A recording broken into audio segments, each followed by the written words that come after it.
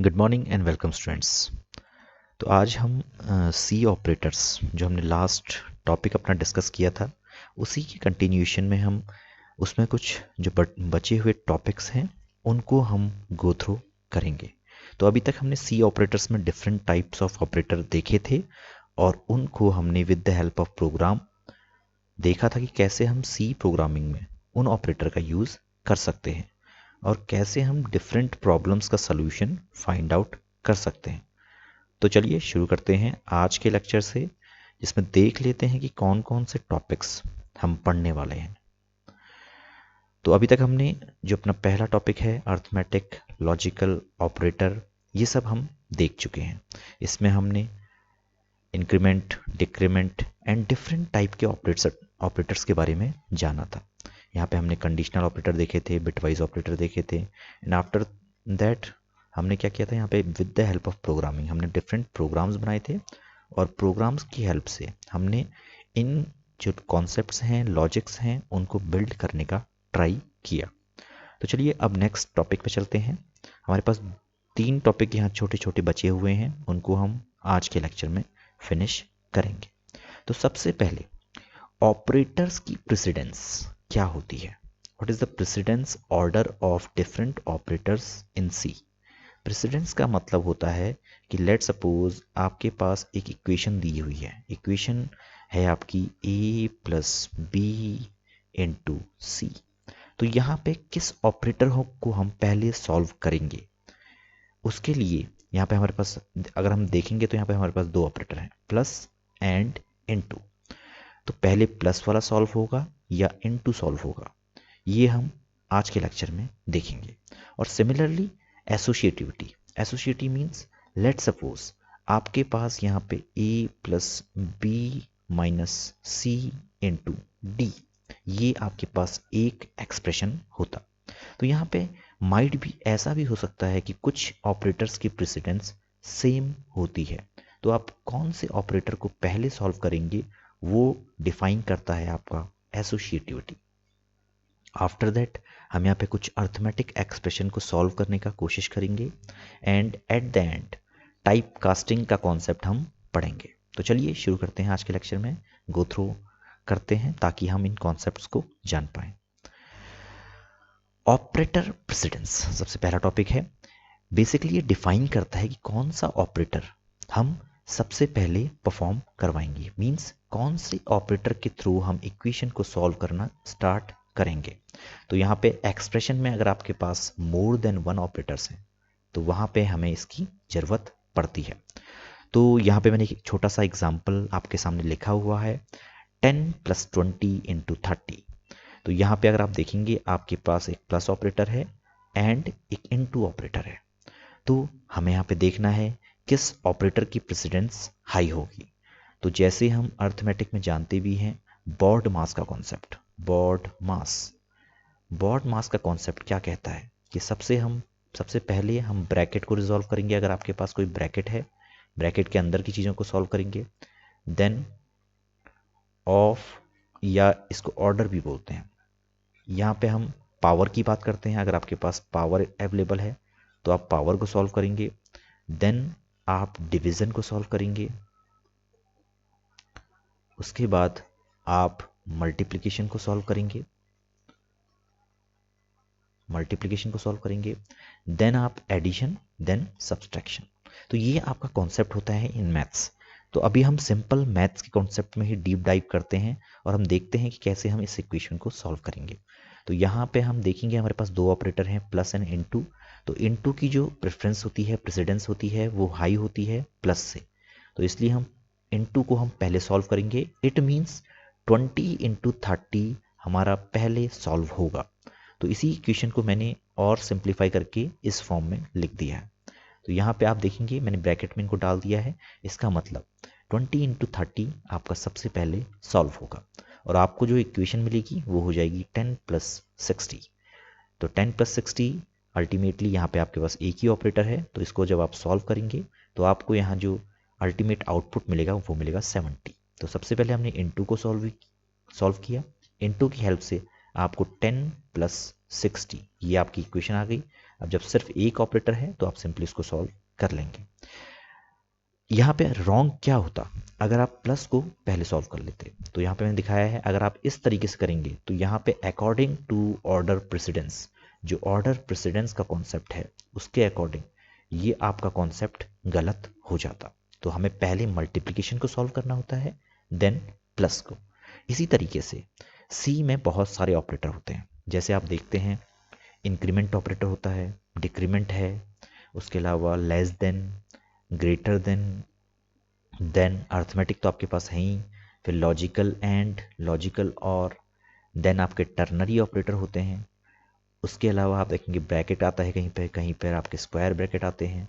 तो ये सारे कॉन्सेप्ट, इनकी प्रेसिडेंस क्या होती है और आप इन्हें कैसे सॉल्व करेंगे, ये हम with the help of operator precedence chart जो मैंने आपको बनाया है नेक्स्ट स्लाइड्स में वो मैं आपको दिखाऊंगा। इससे आपके सारे कॉन्सेप्ट अच्छी तरीके से क्लियर हो जाएंगे।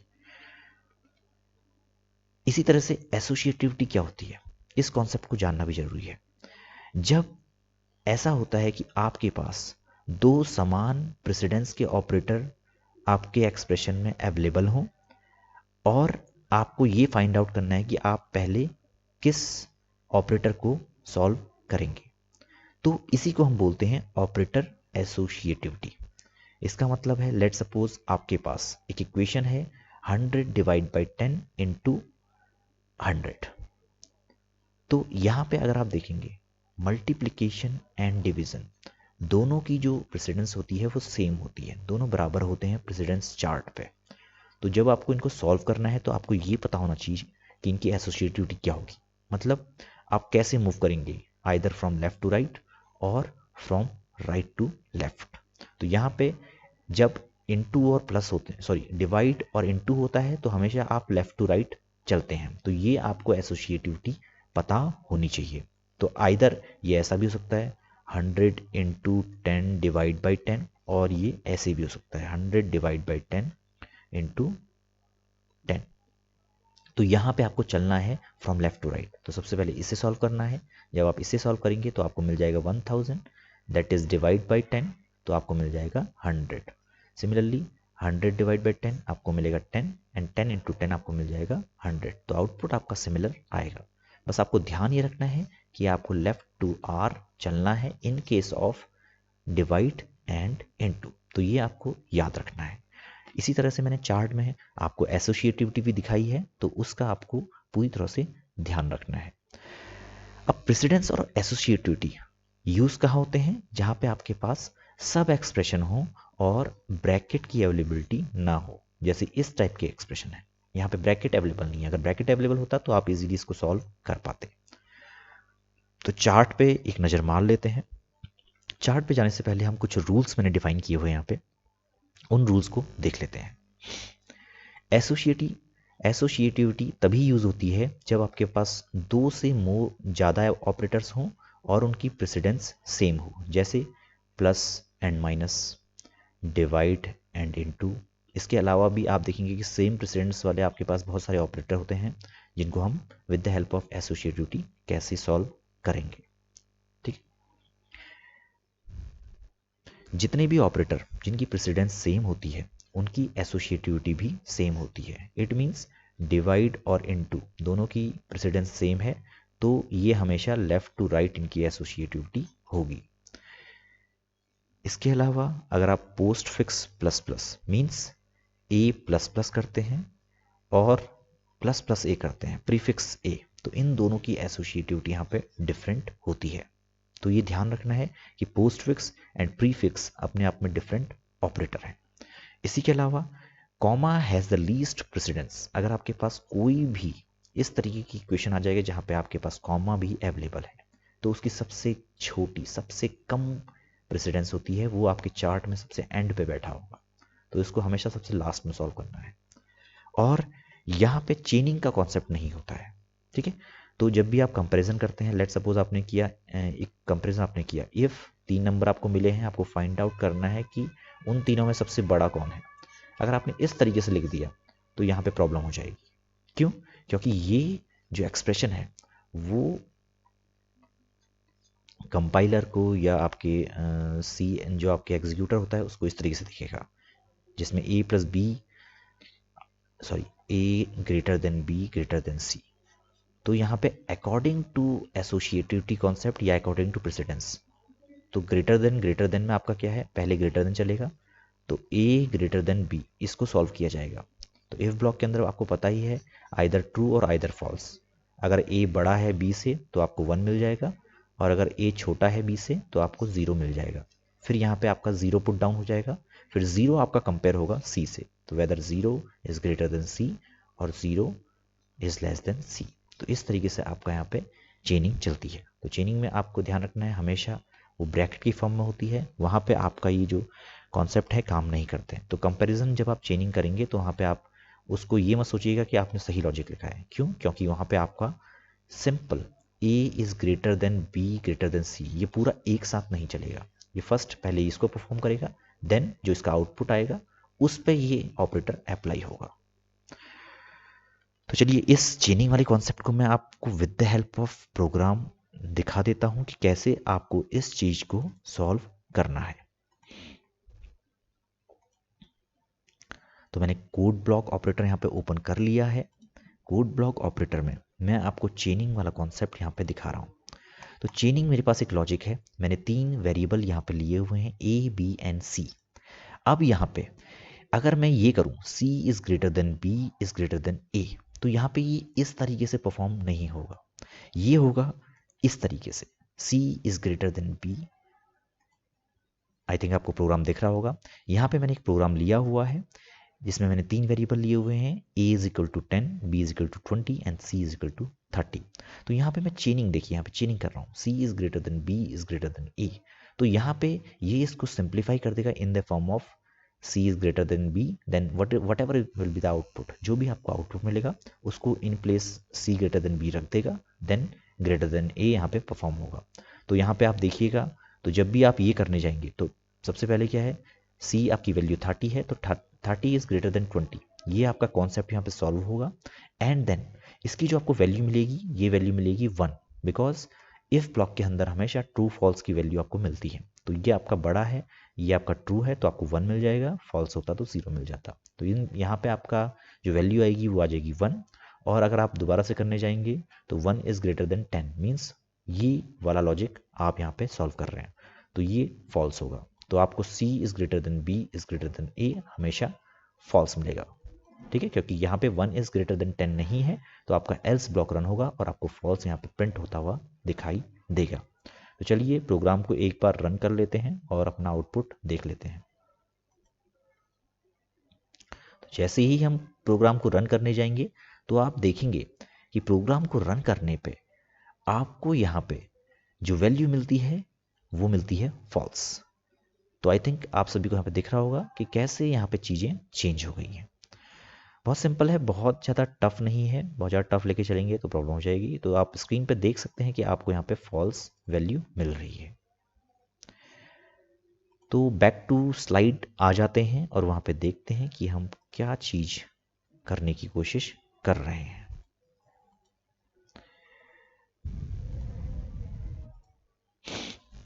तो ये आपके कुछ रूल्स हैं, इन रूल्स को आपको हमेशा याद रखना है। नेक्स्ट चलते हैं अपने चार्ट पे, जो हमें ऑपरेटर प्रेसिडेंस एंड एसोसिएटिविटी के बारे में बताएगा। तो चार्ट में अगर आप देखें, चार्ट में अगर जाएंगे तो यहाँ पे सबसे हायर प्रेसिडेंस जो होती है वो होती है पैरेंथेसिस, मींस फंक्शन कॉल की। अगर आप फंक्शन जो कॉल कर रहे हैं वो सबसे पहले एग्जीक्यूट होगा, तो ये सबसे फर्स्ट नंबर पे है, ये हमेशा आपका फर्स्ट टू ऑपरेट या फर्स्ट टू कैलकुलेट होगा। देन आपका ब्रैकेट आते हैं पिक्चर में, ब्रैकेट में आपका, ब्रैकेट से आप एरे डिफाइन कर सकते हैं। देन आपका डॉट ऑपरेटर होता है जो आपकी ऑब्जेक्ट सिलेक्शन को या स्ट्रक्चर यूनियन से जब आप अपने वेरिएबल को एक्सेस करते हैं तो उन कॉन्सेप्ट को यहाँ पे एग्जीक्यूट करने में आपकी हेल्प करता है। अभी आप सिर्फ इसको समझिए क्योंकि ये अभी तक आपने पढ़ा नहीं है, तो इसको मैं यहाँ पे इन डेप्थ नहीं जा रहा हूँ। देन आपका पॉइंटर की मदद से आप कोई ऑपरेशन करते हैं तो वो आपका यहाँ पे पॉइंटर मोड। देन आपका post fix increment and post fix decrement. अब यहाँ पे ध्यान देना है कि जो इनकी एसोसिएटिविटी होगी वो लेफ्ट टू राइट होगी। तो ये सब के सब, ये सारे के सारे सेम प्रेसिडेंस पे लाई करते हैं। ठीक है, ये पांचों के पांचों या छः के छः सेम प्रेसिडेंस पे लाई करते हैं और इनका जो एग्जीक्यूशन होगा वो लेफ्ट टू राइट होगा। ठीक है, तो ये आपने ध्यान रखना है। आई थिंक आपको समझ में आया होगा, और यहाँ पे अगर कोई कंफ्यूजन, यहाँ पे कोई डाउट होगा तो कमेंट सेक्शन पे लिखिएगा।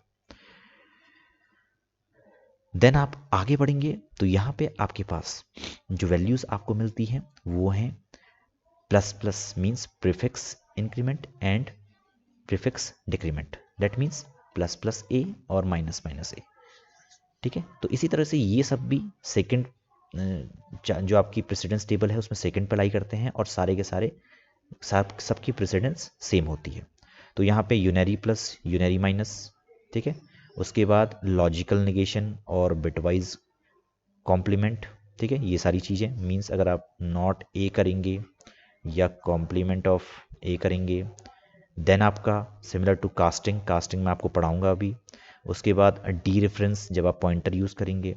Then address and at and size of, तो इन सब की प्रेसिडेंस सेम होती है और ये चलते हैं from right to left. Means अगर कोई इक्वेशन होगी जिसमें आपके पास प्रीफिक्स इंक्रीमेंट प्रीफिक्स डिक्रीमेंट दोनों हो तो आपका वहाँ पे राइट टू लेफ्ट ऑपरेट होगा। इट मीन्स लेट सपोज आपके पास एक इक्वेशन है जिसमें आपने दो variable a is equal to 10 बनाया है, देन आपने b इज इक्वल टू 11 बनाया है। तो अगर यहाँ पे इस तरीके से आप करते हैं माइनस माइनस a, और सिमिलरली यहाँ पे मैं लिखूँ प्लस माइनस माइनस या प्लस प्लस b, तो यहाँ पे आपका राइट टू लेफ्ट चलेगा। पहले आपका ये कैलकुलेट होगा, देन ये कैलकुलेट होगा, देन ये कैलकुलेट होगा। ठीक है, तो आई थिंक आपको समझ में आ रहा होगा।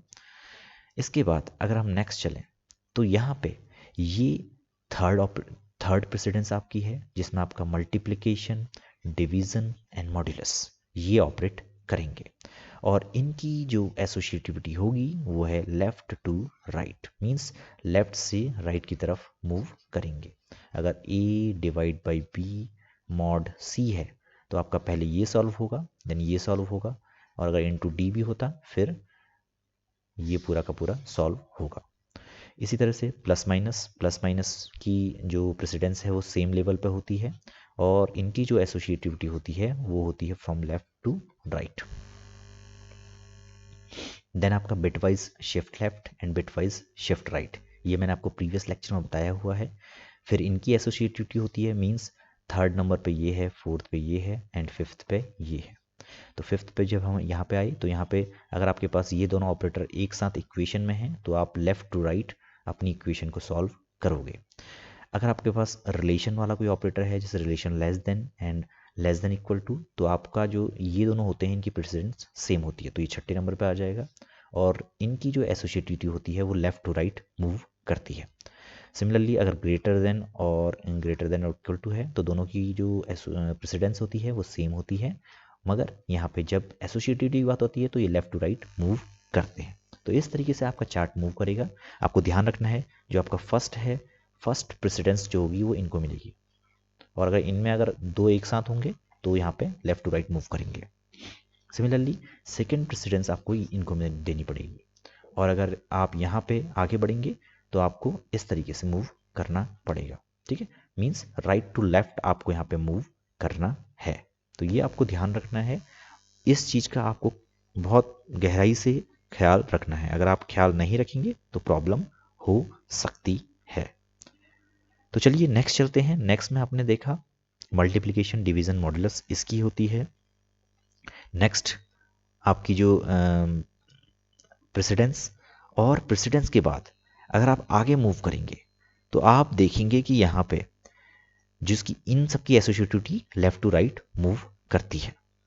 ठीक है, तो आई थिंक आप सभी को समझ में आ रहा होगा, कोई यहाँ पे बहुत ज़्यादा टिपिकल नहीं है चीज़ें। मैं आपको कुछ यहाँ पे एग्जांपल जब आप with the help of program दिखाऊंगा तो आपको बहुत इजीली चीज़ें समझ में आ जाएंगी। ठीक है, तो हम देखते हैं। नेक्स्ट आपका है एडिशन सब्सट्रैक्शन। तो 3 4 5 6 7 ये हमने यहाँ पे देख लिए।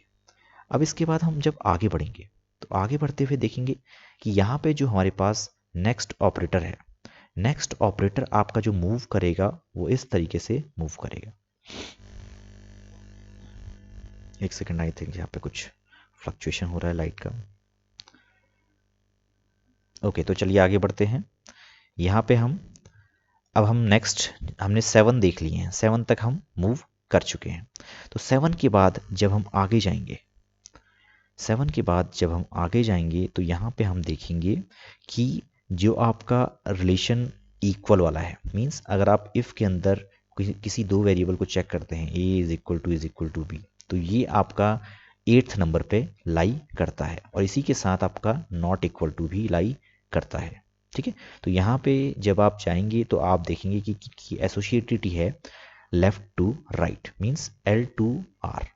तो अगर ये दोनों एक साथ कहीं पे होंगे तो इनकी इक्वेशन में आपको हमेशा लेफ्ट टू राइट मूव करना है। इसके बाद नेक्स्ट जो आपका ऑपरेटर है वो है बिट वाइज एंड। अगर आप A एंड B करेंगे तो उनको बिट्स में कन्वर्ट करके जो जब आपके पास कोई आउटपुट आएगा तो वो आपका नेक्स्ट प्रेसिडेंस में लाई करेगा। ठीक है, तो हमेशा ध्यान रखना, सबसे पहले आपको अगर इक्वल इक्वल एंड दोनों एक साथ हैं तो आपको इसको सॉल्व पहले करना है एंड इसको सॉल्व करना है। अगर आपका ये और नॉट इक्वल और एंड साथ में है तो आपको इन दोनों में से चूज करने के लिए आपको लेफ्ट टू राइट चेक करना पड़ेगा। ठीक है, तो सबसे पहले इसको सॉल्व करेंगे, देन इसको सॉल्व करेंगे, देन इसको सॉल्व करेंगे। तो 8 9 आपने देख लिया यहाँ पे। 8 9 आपके यहाँ पे सीक्वेंस में इस तरीके से आ गए। ये आपके चार्ट में 8वें नंबर पे है, ये 9वें नंबर पे है। इसी तरह से बिटवाइज एक्सक्लूसिव और आपका 10 नंबर पे, देन इंक्लूसिव और आपका 11 नंबर पे, देन आपका लॉजिकल एंड 12वें पे, और लॉजिकल और 13वें पे। ठीक है, तो ये है order of precedence for different operators, और इन सब की associativity left to right move करती है। ठीक है, तो यहाँ पे आपका लेफ्ट टू राइट कॉन्सेप्ट काम में आएगा। तो नेक्स्ट चलते हैं। नेक्स्ट में जो आपका है वो है टर्नरी ऑपरेटर। तो अभी तक हमने 13 देख लिए हैं, 13 ऑपरेटर प्रेसिडेंस हमने देख ली हैं। 14 नंबर पे आता है आपका टर्नरी ऑपरेटर। तो टर्नरी बेसिकली क्या है, इफ एल्स का एक रिप्लेसमेंट है। तो अगर ये आएगा तो हमेशा ध्यान रखना है कि आपने associativity right to left move करनी है। तो यहाँ पे राइट टू लेफ्ट इतना मैटर नहीं करता है क्योंकि ये ऑलरेडी हायर होगा इन सबसे। ठीक है, इन सबसे ये प्रेसिडेंस में ऊपर है, इसको आपको पहले सॉल्व करना है। तो 14 हमने देख लिया। 14 के बाद अगर आप नेक्स्ट मूव करेंगे तो 14 नेक्स्ट मूव करने के बाद आपको यहाँ पे ये आपका 14 पे है। ठीक है, ये 14 पे है, और ये सारे के सारे जितने आपके यहाँ पे हैं ये सब के सब आपके 15 पे लाई करते हैं। ठीक है, मीन्स इन सब की जो प्रेसिडेंस है वो सेम लेवल पे है। अगर आप a इक्वल 5 करते हैं या a प्लस इक्वल 6 करते हैं तो सबकी प्रेसिडेंस सेम है। ठीक है, इस बात को समझिएगा। a इंटू करते हैं, ठीक है, डिवाइड और या less than equal, greater than equal, तो ये सबकी जो प्रेसिडेंस है वो सेम लेवल पे है। मगर अगर ये कहीं पे इक्वेशन में एक साथ आ गए तो आपको राइट टू लेफ्ट यहाँ पे अपनी एसोसिएटिविटी को देखना है। तो ये है आपका बेसिक फॉर यूर ऑपरेटर्स। और लास्ट में मैंने आपको बताया भी है रूल्स में, लास्ट में आपका आएगा कॉमा। ठीक है, तो जैसे आप करते हैं a इज इक्वल टू 1, 2, 3, इस तरीके से आपने कोई इंटीजर डिक्लेयर किया इंट a, तो आपको हमेशा ध्यान रखना है कि आपको इसको इग्नोर करना है चुपचाप। आपको इक्वल वाले को देखना है और a की वैल्यू आपको मिल जाएगी 1। ठीक है, तो ये सबसे लीस्ट प्रेसिडेंस में इसको आपको ट्रीट बिल्कुल भी नहीं करना है। यहाँ पे एसोसिएटिविटी लेफ्ट टू राइट होती है तो सिंपल आप लेफ्ट से राइट में चलेंगे। ठीक है, अब आपने 1 2 3 तीन वैल्यूज थी तो आप लेफ्ट टू राइट पे चले तो 1 आपने यहाँ पे असाइन कर दिया।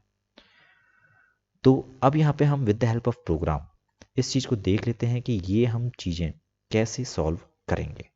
तो मैंने एक छोटा सा प्रोग्राम बनाया है जिसमें मैंने कुछ ऑपरेशंस यहाँ पे आपको दिखाई हुई हैं। तो प्रोग्राम की तरफ मूव करते हैं और अपने कोड ब्लॉक विंडो को ओपन करते हैं। कोड ब्लॉक विंडो को हम जैसे ही ओपन करेंगे तो यहाँ पे मैंने 4 वेरिएबल डिक्लेयर किए हुए हैं, ABCD। उनकी वैल्यू भी मैंने यहाँ पे डिफाइन की हुई है 20 10 15 5, और लास्ट में E, इसमें मैं रिजल्ट को फेच कर रहा हूँ। तो यहाँ पे अगर मैं इस इक्वेशन को सॉल्व करूँगा तो हमेशा ध्यान रखना है कि सबसे पहले आपका जो सॉल्व होगा वो यहाँ पे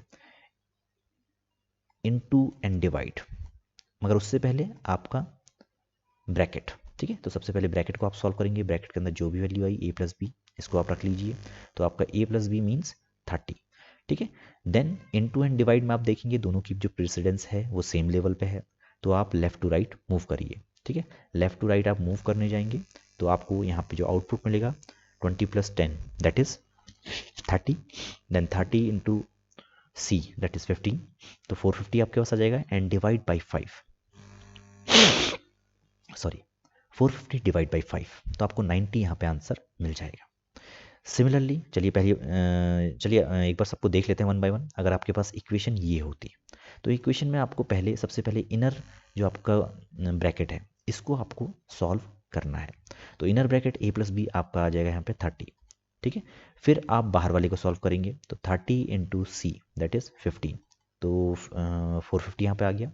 450 divide by D that is 5 means आपका यहाँ पे 90 आ जाएगा। तो इस केस में भी 90, इस केस में भी 90। अब यहाँ पे नेक्स्ट इक्वेशन को देखते हैं। देखिए a + b into C divide by D, तो हमेशा ब्रैकेट को इंडिविजुअली सॉल्व करना है, इस ब्रैकेट को इंडिविजुअली, बिकॉज ब्रैकेट की प्रेसिडेंस सबसे ऊपर है। तो आपने यहाँ पे a + b सॉल्व किया, a + b आपको मिल गया 30, c डिवाइड बाई डी तो ये आपको मिल जाएगा 3, तो 30 इंटू 3 दैट इज 90। अब नेक्स्ट में हमने ब्रैकेट कहीं और पर रख दिया है, तो a + b into C divide by D, तो b इंटू सी को सबसे पहले सॉल्व करेंगे। b इंटू सी आपका जगह 150, 150 divide by 5 that is 30 and 30 + a आपको मिल जाएगा 50 मिल जाएगा आपको। ठीक है, तो ये आपका यहाँ पे आउटपुट किस तरह से वेरी करता है कि आपकी कैसे यहाँ पे जो ऑपरेटर प्रेसिडेंस है लाई करती है। तो ऑपरेटर की प्रेसिडेंस आपको चेक करनी है। देन अगर ऑपरेटर सेम है मीन्स उनकी प्रेसिडेंस सेम है तो आपको यहाँ पे लेफ्ट टू राइट या राइट टू लेफ्ट जो भी उसकी एसोसिएटिविटी है उसको चेक करना है और उस तरीके से अपनी प्रोग्राम को, अपनी इक्वेशन को, अपने एक्सप्रेशन को सॉल्व करना है। तो चलिए इस प्रोग्राम को एक बार हम with the help of code block executor हम एग्जीक्यूट करते हैं। तो एग्जीक्यूट करने पे जो हमें वैल्यू मिलती हैं आप देख पा रहे होंगे स्क्रीन पे कि आपको यहाँ पे वैल्यू चेंज होती हुई दिखाई देंगी। ठीक है, जो भी वैल्यू मैंने बताई थी वो यहाँ पे वैल्यू आपको दिख जाएंगी। तो फर्स्ट केस में 90, सेकंड केस में 90, थर्ड केस में 90 एंड फोर्थ केस में आपको 50 मिल जाएगा। तो ये है आपका ऑपरेटर प्रेसिडेंस एंड एसोसिएटिविटी। अब चलते हैं हम बचे हुए टॉपिक्स में इस यूनिट के। तो अगर आप यहाँ पे देखेंगे इसके बाद जो हमारे पास टॉपिक बचता है वो है टाइप कास्टिंग। टाइप कास्टिंग एक बहुत छोटा सा कॉन्सेप्ट है। इसमें इसका मतलब क्या है, सबसे पहले इसको जानते हैं। टाइप को कास्ट करना, टाइप का मतलब है डेटा टाइप। आपने कोई वेरिएबल बनाया, लेट सपोज आपने एक इंटीजर आई बनाया, और इसी तरह आपने एक लॉन्ग जे बना दिया। तो आई को जे में कन्वर्ट करना एंड जे को आई में कन्वर्ट करना, एक टाइप से आप दूसरे टाइप में अपनी वैल्यू को कन्वर्ट कर रहे हैं, इसी को बोलते हैं type casting. So conversion from one data type to another is known as casting. यहाँ पे ये दो टाइप की होती है। पहली होती है इम्प्लिसिट और ऑटोमेटिक, मीन्स जो अपने आप होती है। तो यहाँ पे क्या है, हम कुछ एक्स्ट्रा चीज़ें नहीं करते हैं। सिंपली हमने क्या किया, एक वेरिएबल बनाया ए, दूसरा वेरिएबल बनाया जो बी, ये दोनों डिफरेंट डेटा टाइप के हैं। ए इज इक्वल टू बी किया तो बी की वैल्यू ऑटोमेटिकली बी से उठ के ए में आ गई। तो ये कब होता है, जब आप छोटे डेटा टाइप को, मीन्स वो डेटा टाइप जिनका साइज मेमोरी में छोटा है in comparison to another one. ठीक है, आपके पास ए और बी दो डेटा टाइप हैं, ए का साइज है 4, बी का साइज है 8। तो अगर ए को बी के अंदर पुश करेंगे तो ये ऑटोमेटिकली हो जाएगा, आपको कुछ भी करने की ज़रूरत नहीं है। इसी तरीके से सोचिए, अगर आपकी दो क्लासरूम हैं, क्लासरूम ए, क्लासरूम बी। क्लासरूम ए में 40 स्टूडेंट्स ऑक्यूपाई हो सकते हैं जबकि बी में 400। तो अगर आपको 40 को ऑक्यूपाई करना है 400 के अंदर तो आपका ऑटोमेटिकली 40 स्टूडेंट्स 400 वाली क्लास में ऑक्यूपाई हो जाएंगे, आपको कुछ भी करने की जरूरत नहीं। मगर इसी का उल्टा करना है, अगर आपने 400 को 40 वाली क्लास में ऑक्यूपाई करना है तो आपको 40 वाली क्लास को तोड़फोड़ करके बड़ा करना पड़ेगा। तो ये क्या होता है, इसको बोलते हैं एक्सप्लिसिट टाइप कन्वर्जन। मीन्स जब हम खुद से कोई चेंज करके यहाँ पे डेटा टाइप को कन्वर्ट करते हैं, मीन्स हायर डेटा टाइप को छोटे डेटा टाइप में कन्वर्ट करना ही एक्सप्लिसिट टाइप कास्टिंग होती है। यहाँ पे हमें कुछ एक्स्ट्रा एफर्ट या एक्स्ट्रा परफॉर्म करना पड़ता है अपनी इक्वेशन में कुछ चेंजेस करने पड़ते हैं, तभी जाके आपकी वैल्यूज़ यहाँ पे चेंज होती हैं। तो चलिए देख लेते हैं, सबसे पहले इम्प्लिसिट को देख लेते हैं, इम्प्लिसिट या ऑटोमेटिक को। ये कंपाइलर द्वारा खुद ही किया जाता है, यहाँ पे हमें कुछ नहीं करना पड़ता है। यहाँ पे हम छोटे डेटा टाइप से बड़े डेटा टाइप में मूव करते हैं। जैसे हम बुलियन से कैर में, बुलियन सबसे छोटा, देन कैर, तो कैर से अगर बड़े में जाना है तो शॉर्ट इंट में कर सकते हैं, शॉर्ट इंट इंट में हो सकता है। ऐसे ही बुलियन इसमें भी हो सकता है, इसमें भी हो सकता है, किसी में भी हो सकता है, अपने से बड़े किसी भी डेटा टाइप में कन्वर्ट हो सकता है। सिमिलरली कैरेक्टर इन सब में कन्वर्ट ईजिली हो जाएगा, शॉर्ट इंट इन सब में कन्वर्ट ईजिली हो जाएगा, इंट इन सब में ईजिली कन्वर्ट हो जाएगा, जो जो मैंने यहाँ पे चीज़ें लिखी हुई हैं। सबसे बड़ा है लॉन्ग डबल, तो लॉन्ग डबल में कन्वर्ट होने में इन किसी भी डेटा टाइप को परेशानी नहीं होनी चाहिए। मगर अगर इसी का उल्टा हम करेंगे, लॉन्ग डबल को इसमें कन्वर्ट करेंगे, तो हमें खुद से यहाँ पे एफर्ट डालने पड़ेंगे। तो चलिए with the help of program मैं आपको दिखाता हूँ कैसे हम यहाँ पे चीज़ों को सॉल्व करते हैं। यहाँ पे मैंने एक प्रोग्राम बनाया हुआ है जिसमें इम्प्लिसिट एंड एक्सप्लिसिट दोनों को मैंने बहुत अच्छे तरीके से एक्सप्लेन किया हुआ है। तो सबसे पहले हम इम्प्लिसिट को देख लेते हैं। इम्प्लिसिट को जैसे ही हम यहाँ पे व्यू करने जाएंगे तो यहाँ पे आई थिंक आपको स्क्रीन विजिबल होगी। तो यहाँ पे हम देखते हैं कि मैंने क्या किया है, दो वेरिएबल लिए हैं x एंड y। अब यहाँ पे जो इंटीजर x है इसका साइज या तो 2 होगा इन 32 बिट कंपाइलर, 32 बिट कंपाइलर या प्रोसेसर बोल सकते हैं इसको, और सिमिलरली 4 होगा फॉर 64 बिट प्रोसेसर। ठीक है, तो और कैरेक्टर सी की बात करूं तो सी सिर्फ 1 बाइट का होगा रिस्पेक्टिव ऑफ 32 और 64। तो यहाँ पे देखिए 1 हमेशा छोटा है एज कंपेयर टू 2 एंड 4। तो अगर मैं y को कन्वर्ट करूँ x में तो ये ऑटोमेटिकली कन्वर्ट हो जाएगा। तो मैंने इंटीजर x लिया हुआ है, कैरेक्टर y लिया हुआ है। अब मैं जब x is equal to X plus Y करने जाऊँगा तो x तो आपका इंटीजर है जबकि y है कैरेक्टर, तो ये इसमें ईजिली ऐड हो जाएगा। मगर यहाँ पे इसकी आस्की वैल्यू ऑटोमेटिकली उठ के आ जाएगी। क्यों? ये ऑटोमेटिकली सोच रहा है कि मैं इंट हूँ, यहाँ पे कैरेक्टर की तरह ट्रीट नहीं होगा। तो आपके ए की वैल्यू होती है 97, तो 97 यहाँ पे उठ के आ जाएगा। तो 97 प्लस 10 आपको 107 यहाँ पे मिल जाएगा। सिमिलरली एक और वेरिएबल मैंने यहाँ पे क्रिएट किया हुआ है z। अब ध्यान रखना है कि फ्लोट आपका हमेशा बड़ा होता है एज कम्पेयर टू इंट।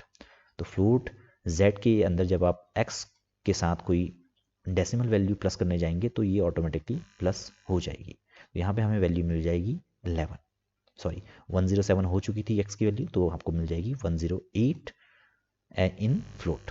तो आप यहाँ पे इसको प्रिंट करवाएंगे तो आपको वैल्यूज़ ऑटोमेटिकली कन्वर्ट होती हुई दिखेंगी।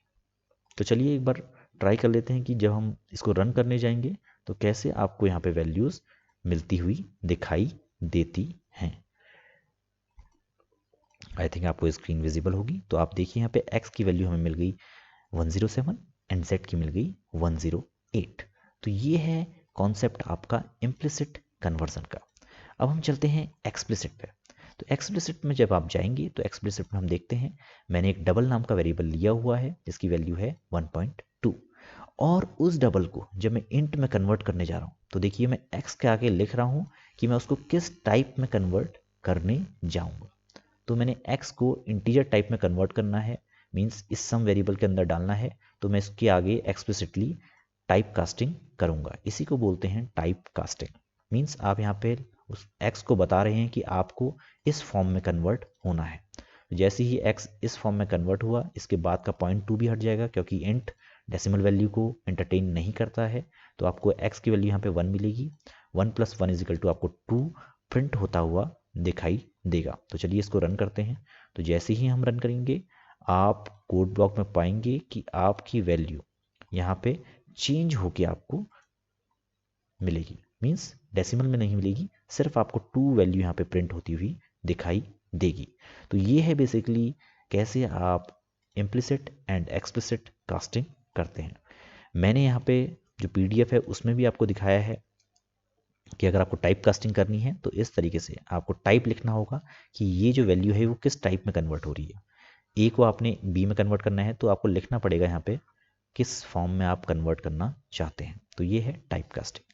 यहाँ पे जो हमने प्रोग्राम किया था इससे पहले, इस प्रोग्राम में अगर आप देखेंगे जो प्रीवियस इम्प्लिसिट वाला प्रोग्राम है इसको अगर आपने यहाँ पे रन करना है।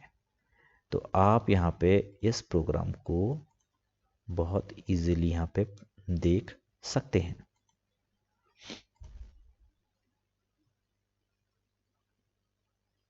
चलिए एनीवे हम इसको बाद में रन करके देखेंगे।